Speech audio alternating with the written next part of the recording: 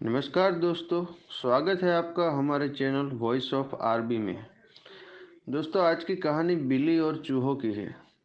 एक बार एक बिल्ली थी, वो बहुत ही चालाक और चौकसी थी और उसकी इसी चालाकी और चौकसी को देखकर चूहे भी सावधान हो गए थे और अब चूहे बिल्ली के हाथ नहीं आ रहे थे।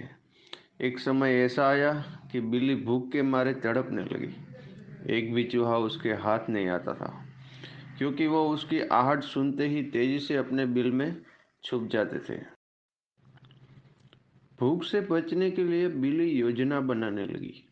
तभी उसके दिमाग में कुछ आया और वो एक टेबल पर उल्टी लेट गई।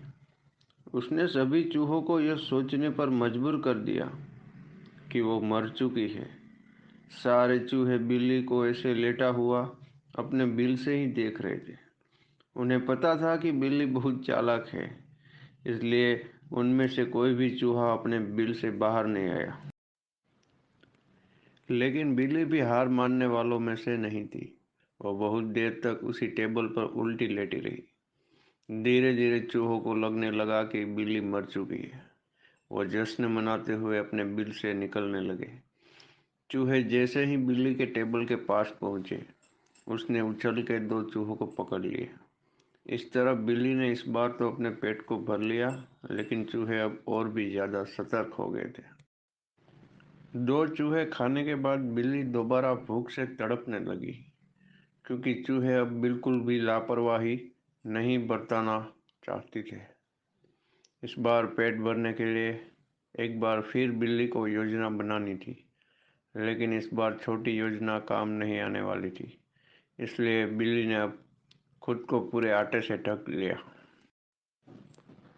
चूहों ने सोचा कि वह आटा है और उसे खाने के लिए आ गए, लेकिन एक बूढ़े चूहे ने उन्हें रोक दिया।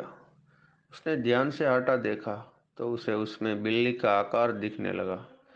तभी बूढ़े चूहे ने हल्ला मचाना शुरू किया।